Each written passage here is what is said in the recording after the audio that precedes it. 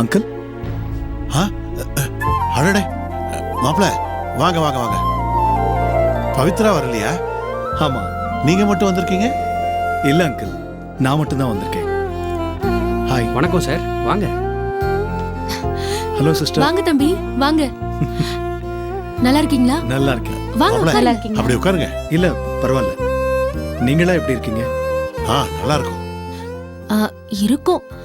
இருங்க, காஃபி கொண்டு வரேன். இல்ல சிஸ்டர், இப்ப எதுவும் வேண்டாம். நான் இங்க வந்தது கூட பவிக்கு தெரியாத அங்கிள். தனியா வரணும்னு தான் வந்தேன். என்ன சொல்றீங்க? ஏதாவது முக்கியமான விஷயமா? ஆமா அங்கிள், நீங்க நம்ம சைட்ல செக்யூரிட்டியா வேலை பார்த்தீங்கன்ற விஷயம் சத்தியமா எனக்கு தெரியவே தெரியாது. அதை பத்தி எனக்கு தெரிய வந்தப்போ நான் அவ்வளோ வேதனைப்பட்டேன். அறிவுக்கு பிரபு வேலை போட்டு கொடுத்திருக்காங்கிற விஷயம் சிஸ்டர் சொன்னதுக்கு அப்புறம் தான் எனக்கே தெரிஞ்சது. அங்கிள், நான் பவியை எப்போ காதலிக்க ஆரம்பிச்சேனோ அப்பல இருந்தே இந்த குடும்பத்தை என் குடும்பமா தான் நான் நினைக்கிறேன். குழந்தையா இருந்தப்பவே அப்பா அம்மாவை பறி கொடுத்துட்டு தன்னந்தனியா வளர்ந்தவன் நான். நான் உங்களை என் அப்பாவா தான் நினைக்கிறேன். இதோ சிஸ்டர் என் கூட பிறந்த சகோதரியா தான் நினைக்கிறேன். அப்போ இந்த குடும்பத்துக்கு ஒரு கஷ்டம்னா அது எனக்கும் தானே. நான் உங்களுக்காக எவ்வளவோ செய்யணும்னு நினைக்கிறேன். அப்படி இருக்கும்போது அறிவுக்கு ஒரு வேலை போட்டு கொடுக்கறதா எனக்கு பெரிய விஷயம். நிஜமாவே பவித்ரா இந்த விஷயத்தை பத்தி என்கிட்ட பேசவே இல்லை. அவ எப்படி பேசுவா? நாங்க கேட்டதுக்கு பவிதா முடியவே முடியாதுன்னு சொல்லிட்டாளே. ஆனா ஒண்ணு தம்பி, எங்க எல்லாருக்குமே உங்க மனசு என்னன்னு நல்லாவே தெரியும். நாங்க யாருமே உங்களை தப்பாவே நினைக்கல. அதே மாதிரியே பவியும் நீங்க தப்பா நினைக்க கூடாது. என்ன லவ் பண்ணும் போதே அவ என்கிட்ட உரிமை எடுத்துக்க மாட்டா. அது வேணும் இது வேணும்னு எதையும் எதிர்பார்க்க மாட்டா. கல்யாணத்துக்கு அப்புறமும் அப்படி ஒரு தயக்கம் அவளுக்குள்ள இருக்கு. அவ அப்படியே இருந்துட்டு போட்டோம். நாம சொல்றதால மட்டும் அவ என்ன மாறிட போறாளா? ஆனா நீங்க யாரும் என்ன மூணாவது மனுஷனா நினைக்க வேண்டாம். இந்த வீட்டுல ஒருத்தனா உரிமை எடுத்துக்கங்க. உங்களுக்கு எந்த உதவினாலும் எந்த கஷ்டம்னாலும் என்கிட்ட கேளுங்க, நான் கண்டிப்பா செய்வேன். அதோட பிரபுவை பத்தியும் உங்ககிட்ட சொல்லணும். அவன் என்னோட காம்படிட்டர் மட்டும் இல்ல, எதிரியும் கூட. நான் ஆரம்பிக்க இருந்த புது ஃபேக்டரி எரிஞ்சு போனதுக்கு காரணமே அவன்தான். 3 கோடி ரூபாய் நஷ்டத்தை உண்டு பண்ணிருக்கான்.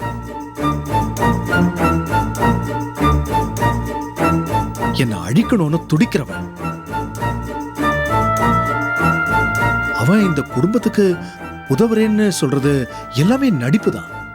நல்லவன் மாதிரி வேஷம் போடுறான். அதனால அறிவு பிரபு ஆபீஸ்ல வேலை பார்க்க வேண்டாம். நீங்க அங்க வேலை பார்க்கறது எனக்கு தான் அசிங்கமா இருக்கு அறிவு. நீங்க அந்த வேலையை நாளைக்கே ரிசைன் பண்ணிடுங்க. நான் உங்களுக்கு நம்ம ஆபீஸ்லயே நல்ல வேலை போட்டு கொடுக்கறேன். அப்படி இல்லைன்னு வச்சுக்கோங்க, ஒரு புது ப்ராஜெக்டையே உங்க கண்ட்ரோல்ல கொடுத்துறேன். அதை நீங்களே பாத்துக்கங்க அறிவு. ப்ளீஸ் தயவு செஞ்சு நீங்க யாரும் பிரபுவை மட்டும் நம்பாதீங்க. தம்பி, எங்களை மன்னிக்கணும். உங்களுக்கும் பிரபு சாருக்கும் தொழில போட்டி இருக்கலாம், சண்டை சச்சரவு இருக்கலாம். நீங்க அவரை சந்தேகம் கூட படலாம், ஏன் எதிரியா கூட நினைக்கலாம். ஆனா எங்களால அப்படி நினைக்க முடியாது தம்பி. ஏன்னா மாமா செக்யூரிட்டி வேலை பார்த்தப்ப நிலைமைய புரிஞ்சுக்கிட்டு உங்க மகனை ஆபீஸ்க்கு வர சொல்லுங்க, வேலை போட்டு தரேன்னு சொன்னவரு. அவருக்கு உடனே வேலையும் போட்டு கொடுத்தாரு. அந்த உதவிய, அந்த நன்றிய நாங்க என்னைக்குமே மறக்க முடியாது. அப்படி மறந்தோன்னு வைங்க, நாங்க மனுஷங்களே கிடையாது. நீங்க கூப்பிட்டு வரலன்னு தப்பா எடுத்துக்காதீங்க.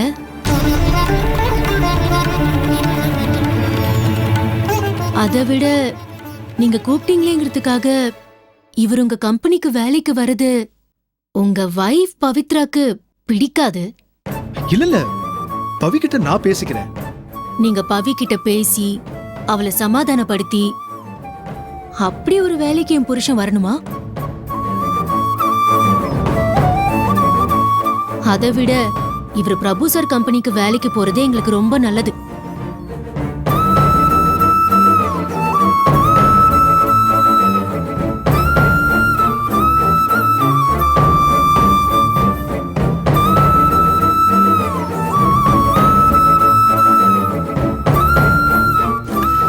சார், நீங்கள் எங்களை பற்றிலாம் ஒன்றும் கவலைப்பட வேணாம். நான் பிரபு சார் கிட்ட வேலைக்கு போகிறத நீங்கள் ஒன்றும் பெருசாக எடுத்துக்க வேணாம்.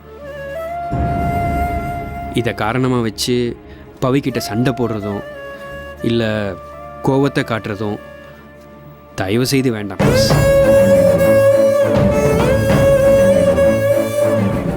நீங்கள் எனக்கு வேலை கொடுக்குறேன்னு சொன்னீங்க பாருங்கள், அதுக்கு ரொம்ப நன்றிங்க சார். இப்போதைக்கு உங்கள் அழைப்பை என்னால் ஏற்றுக்க முடியாது சார். மன்னிச்சுக்கோங்க சார். இதை காரணமாக வச்சு உங்கள் 2 பேருக்குள்ள எந்த கருத்து வேறுபாடும் வந்துட வேண்டாம். எங்களை பொறுத்த வரைக்கும் நீங்களும் பவியும் சந்தோஷமாக வாழணும். அதுதான் எங்கள் எல்லாருக்கும் வேணும்.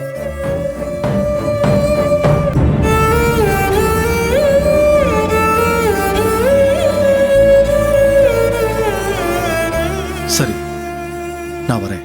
வரேன் சிஸ்டர்.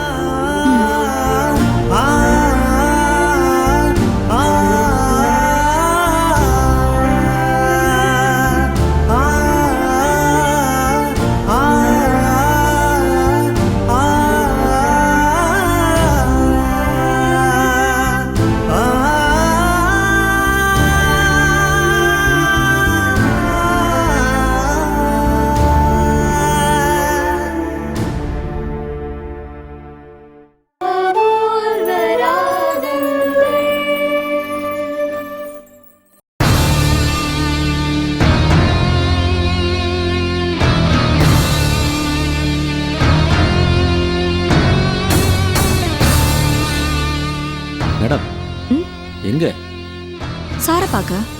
இப்போ போக வேண்டாம் மேடம். போனால் சார் கண்டிப்பாக திட்டுவார். அவர் ரொம்ப டென்ஷனாக இருக்காரு. நான் பார்த்துக்கிறேன், you don't worry. Hmm excuse me sir.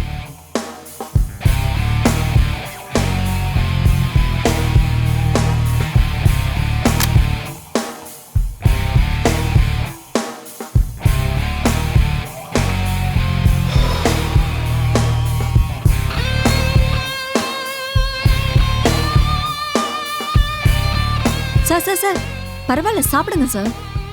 நான் தான், எதுக்கு எடுத்து உள்ள வைக்கிறீங்க? நீங்கன்னு தெரிஞ்சுதான் மறைச்சேன். அட என்ன சார் நீங்க? நான் உங்க பர்சனல் அசிஸ்டன்ட். உங்களை பத்தின எல்லா விஷயமும் தெரிஞ்சவ. என்கிட்ட எதுக்கு இந்த ஒளிவு மறைவெல்லாம்?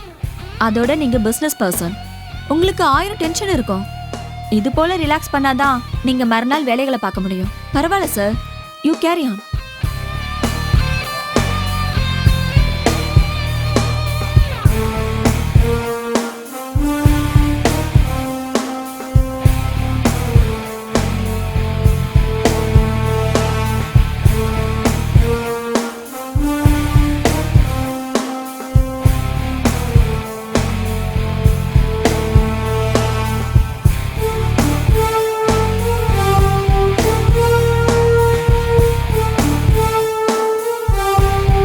சார், உண்மையிலேயே இப்ப நீங்க எதுக்காக ட்ரிங்க்ஸ் சாப்பிடுறீங்கன்னு சொல்லட்டுமா?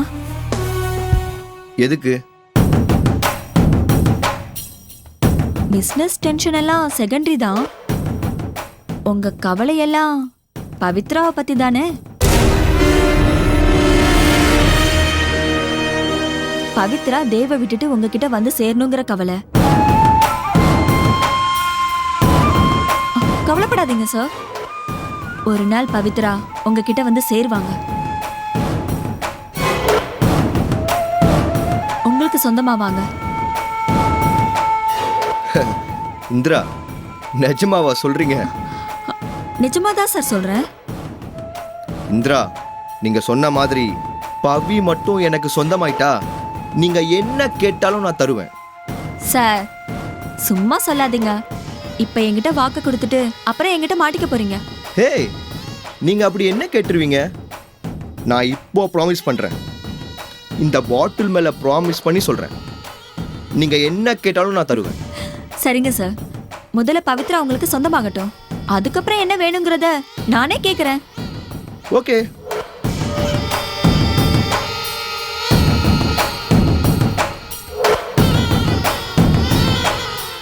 சார் டைம் ஆச்சு, நான் கிளம்புறேன். ம், ஓகே இந்திரா. ஆமா, நாளைக்கு லஞ்ச் என்ன ஸ்பெஷல்? உங்களுக்கு பிடிச்ச எல்லா ஐட்டமும் கொண்டு வரேன் சார். அது என்னங்கிறது surprise. Okay sir, enjoy your self. நான் வரேன். ம், ஓகே, பாய்.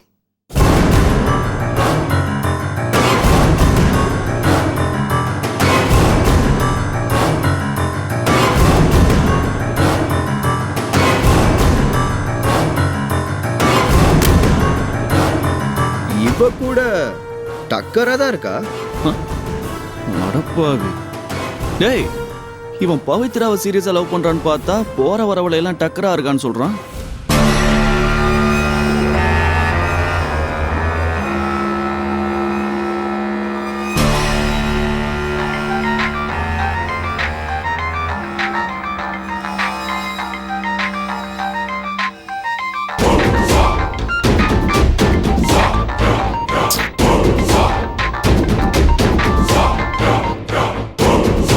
ஏய், என்னடா தீனா, என்ன வேணும் உனக்கு?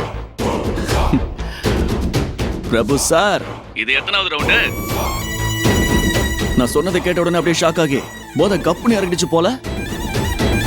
ஏய், நான் என் ஆபீஸ்ல உட்காந்து தண்ணி அடிக்கிறது அது எப்படிடா உனக்கு தெரியுது?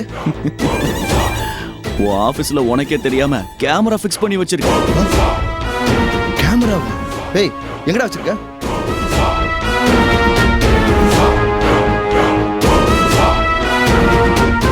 அங்க நடக்கிற எல்லா விஷயமும் இங்க கிளீனா எனக்கு தெரியுதே. என்ன பிரபு சார், எங்கடா கேமரா காணும்னு சுத்தி முத்தி பார்த்துட்டு இருக்கியா? ஆபீஸ்ல கேமரா ஃபிக்ஸ் பண்ணலாம், நீ ரோட்ல போற இடம்லாம் கேமரா ஃபிக்ஸ் பண்ண முடியுமா? இது வேற பிரபு சார், மந்திரம் மாயாஜாலம் அந்த மாதிரி ஒரு சமாச்சாரம். என் கையில ஒரு வெத்தலை இருக்கு, அதுல மை தடவி அங்க நடக்கிற எல்லா விஷயத்தையும் வெத்தலை ஸ்கிரீன்ல பார்த்துட்டு இருக்கேன். டேய் டேய் டேய் டேய் டேய். ஏய், எவனா காதுல பூ வச்சிட்டு இருப்பான், அவன்கிட்ட போய் சொல்லு. ஏய் தீனா, ஒரு நாள் நீ என்கிட்ட வசமா மாட்டுவாடா. அடடடடா, அந்த ஒரு நாள் இந்த ஜென்மத்துல வரப்போறது இல்ல பிரபு சார். ஏய், வரும்டா, கண்டிப்பா வரும். அன்னைக்கு நீ உயிரோட இருக்க மாட்ட. துணைக்கு உன்னையும் கூட்டிட்டு போயிடுவான்ல. ச்சே, சரி, அந்த பிரச்சனையை விட. ஆனா பிரபு சார், ஆபீஸ்லயே தண்ணி பொண்ணுன்னு லைஃப செம்மையா என்ஜாய் பண்றீங்க. பொண்ணா? டேய், என்னடா உளர்ற? ஹை, நான் உளறேன். ஆமா, உனக்கு கல்யாணம் ஆன பொண்ணுன்னா ரொம்ப பிடிக்குமோ? டேய், ஓவரா பேசுறடா. பவித்ராவுக்கு கல்யாணம் ஆயிடுச்சு, இந்திராவுக்கும் கல்யாணம் ஆயிடுச்சுல, அத சொன்னேன். ஏய், இந்திரா என்னோட ஸ்டாஃப். ஆனா போதையில பார்க்க டக்கரா இருக்கால. என்ன 6 ரவுண்ட் அடிச்ச போதை அப்படியே இறங்கிடுச்சா?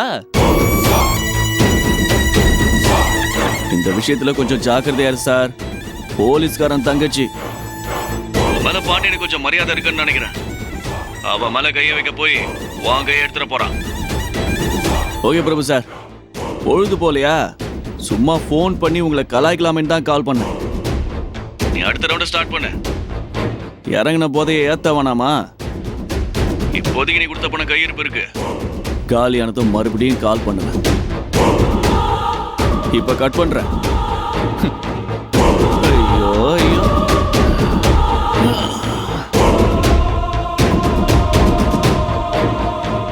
என் விஷயம் விஷயம் அத்தனையும் அவனுக்கு தெரிஞ்சிருக்கு. ஆனா எப்படின்னு தெரியலையே. ஏய் தீனா, நான் கண்டுபிடிப்பேன்டா, கண்டுபிடிக்கிறேன். அன்னைக்கு உனக்கு சாவுடா.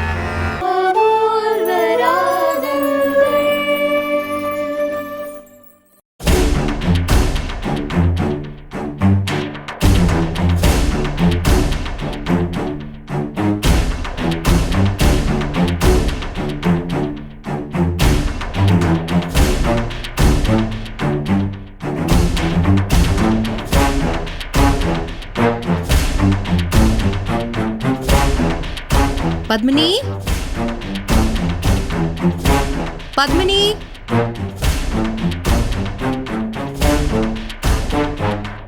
என்னக்கா? உட்கார். பத்மினி, நான் கல்யாணமாகி இந்த வீட்டுக்கு வந்ததுக்கு அப்புறம் உன்ன ஒரு கருவியா பயன்படுத்தி இந்த வீட்டுக்குள்ள ஏகப்பட்ட குழப்பம் நடந்து போச்சு. இத்தனை நாளா நம்ம சந்திச்சிட்டு இருந்த எல்லா பிரச்சனைகளுக்கும் ஒரு விடிவு காலம் பிறந்திருக்கு. சரி, உன் கை நீட்டு. ஏங்கா, நான் கருவியா பயன்படுத்தப்பட்டேனா? அப்படின்னா யாருக்கு எனக்கு கருவியா பயன்படுத்தினது? அதை பத்தியெல்லாம் ஒன்றும் கேட்காத பத்மினி. நீ நல்லா சாமியை வேண்டிக்கிட்டு என் முன்னாடி கையை நீட்டு.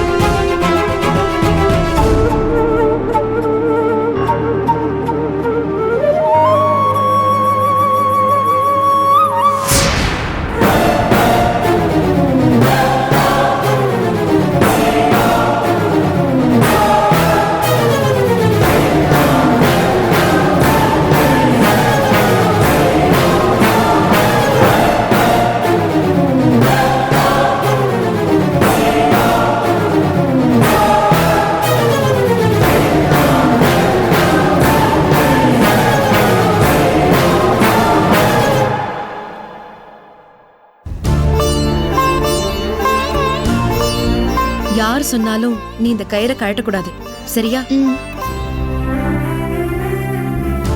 இந்தா, இதை என் கையில கட்டிவிடு. ஏங்கா, பிரச்சனை எனக்கு தானே, உங்களுக்கு எதுக்குக்கா? பத்மினி, கேட்க கூடாதுன்னு சொன்ன இல்லையா? சரிக்கா, நான் எதுவும் கேட்கல.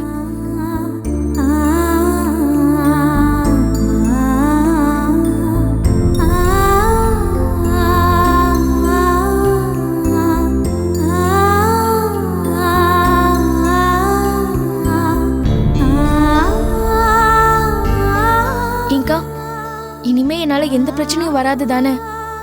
அப்ப இன்னையில இருந்து நீங்களும் தேவ் மாமாவும் சந்தோஷமா வாழ்க்கையை தொடங்கலாமே.